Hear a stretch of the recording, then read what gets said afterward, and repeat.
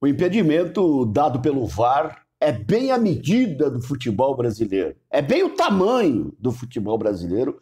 Um absurdo. É um absurdo por todos os aspectos que cercaram essa marcação, essa medição, essa palhaçada.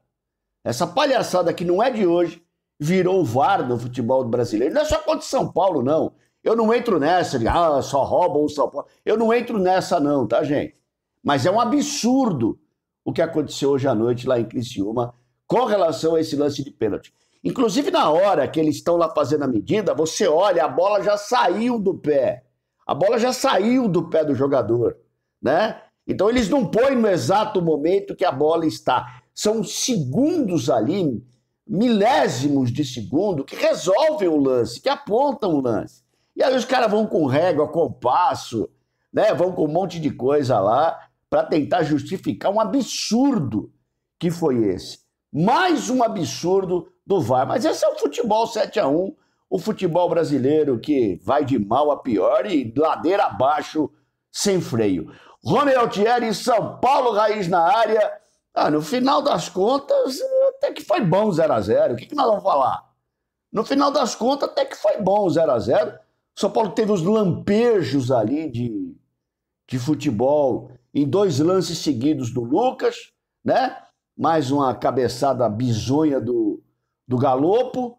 Teve algumas oportunidades ali para poder ter feito o gol, além do gol anulado, absurdamente anulado, né? E pela partida que fez, tanto São Paulo quanto o Internacional, o empate acabou sendo o resultado mais adequado mesmo, né? Certo que o goleiro deles fez muito mais defesa do que o Jandrei praticamente assistiu o jogo também.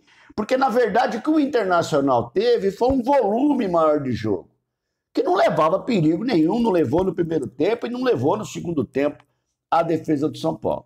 Mas vamos lá, gente, é aquilo, né? O time fica parado 10 dias aí treinando e eu, sinceramente, esperava do Zubeldia uma resposta diferente com relação a isso. Todos os outros treinadores que tiveram mais tempo para treinar, o time voltou uma porcaria, né? E o primeiro tempo do São Paulo, meu Deus do céu, e foi quase unanimidade aí, conversando com os amigos no intervalo, né? Com relação ao comportamento do time. Um time sonolento, um time apático, um time sem vontade nenhuma, completamente diferente daquele time que a gente viu nas últimas partidas do Zubeldia, né? Nas últimas partidas do São Paulo. Então o time realmente deixou muito a desejar no primeiro tempo, um time que não conseguia criar, não conseguia conduzir a bola, não conseguia chegar na área do Internacional, né? Novamente o Caleri muito isolado, problema sério com o Lucas de não conseguir dar sequência na jogada, Luciano completamente apagado, Nestor apagado, Igor Vinícius e Wellington nulos, né? Luiz Gustavo mal, Alisson desapareceu do jogo, não jogou o jogo inteiro, bateu no final aí uma falta horrível, uma chance boa para o São Paulo. É outra medida também do futebol, não tem mais batedor de falta, né? Não existe mais batedor de falta.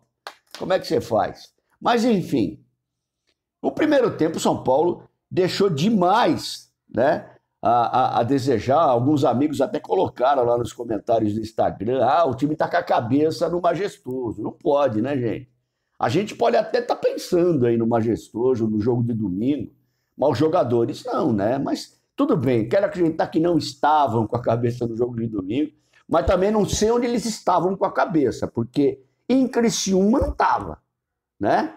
Então, o primeiro tempo, o São Paulo deixou demais a desejar. E não fosse o Inter um time completamente desfalcado, e ainda mais desfalcado quando no começo lá o principal jogador deles acabou se machucando logo no comecinho, né? As coisas poderiam ser bem piores para o São Paulo Futebol Clube. Pois bem, vai aquela expectativa de que vai para o intervalo e o time pode mudar o comportamento. E aí a gente acredita muito no treinador. E foi justamente o que aconteceu. O São Paulo não vem maravilhosamente bem para o segundo tempo, mas vem melhor que o primeiro tempo. Até aí também não é grande evolução, mas teve, sim, uma evolução. O São Paulo conseguiu trocar melhor a bola, o São Paulo conseguiu jogar com mais estabilidade, né? Conseguiu pôr a bola no chão, conseguiu medir o jogo, conseguiu fazer lançamentos, deu uma outra dinâmica para a partida.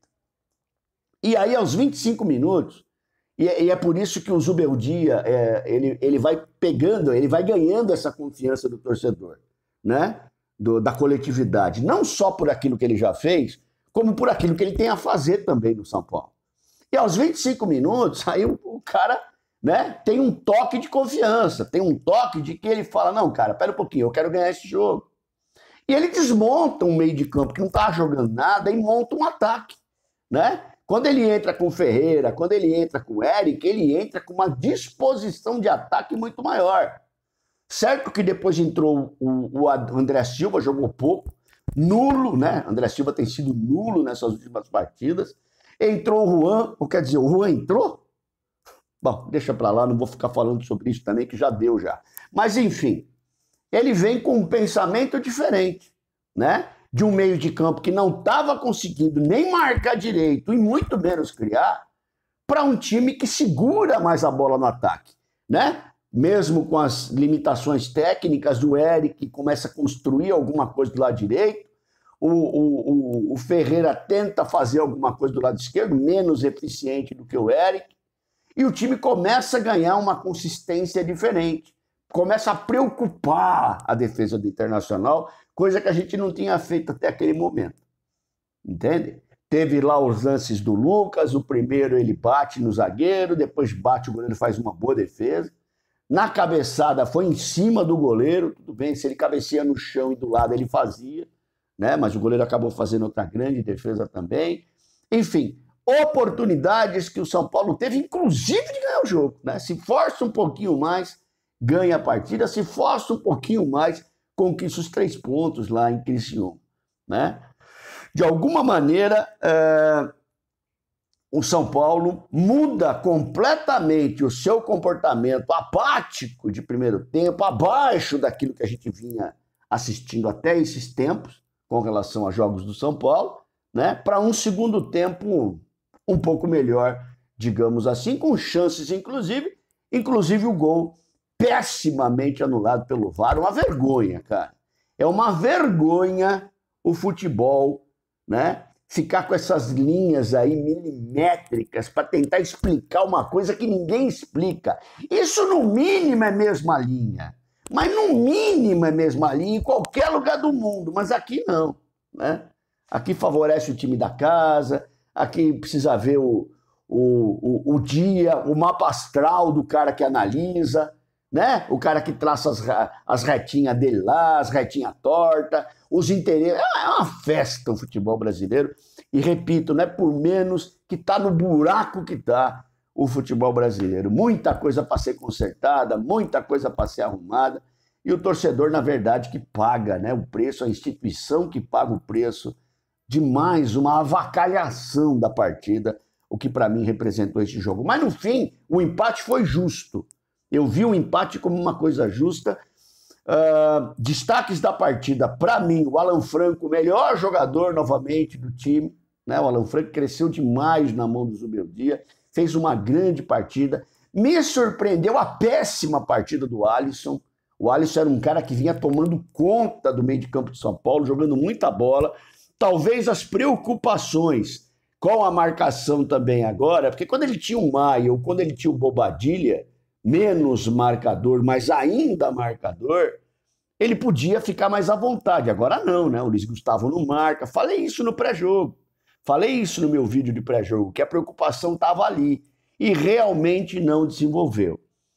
Coisa para o Zubeldia pensar. Não dá para jogar domingo com o Luiz Gustavo, com o Alisson e com o Nestor. Ele vai ter que rever esse tipo de conteúdo ali no meio de campo, né? Porque você não tem produção, você não tem marcação, você não tem absolutamente nada num lugar extremamente estratégico para se ganhar o jogo. Tenho certeza que o Zubeldia vai trabalhar esses dias aí para tentar mudar alguma coisa nesse meio, porque desse jeito aí realmente não ficou legal, né? Então destaque para mim pro Alan Franco como melhor jogador do São Paulo. Ô, Bochechinha, para você, quem foi melhor em campo? Ô, Rooney, para mim, Rodrigo Nestor, o melhor jogador em campo. E eu gostei da entrada do Juan. O Juan entrou e preocupou a defesa do Internacional. Vocês estão vendo só? Vocês pedem para dar espaço para o Bochechinha. Eu estou no fim dos tempos mesmo. Ronel Thierry, São Paulo, Raiz na área. Grande abraço, meus irmãos.